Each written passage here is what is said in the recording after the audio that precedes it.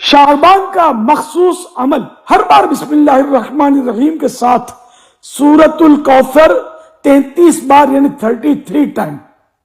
اول آخر 11 بار درود شریف ماہ شعبان کے اندر دن رات میں کسی بھی وقت باوضو پڑھ لیجئے۔ شعبان میں روزانہ بھی پڑھ سکتے ہیں، مراد پوری ہونے کے لیے بہترین عمل ہے۔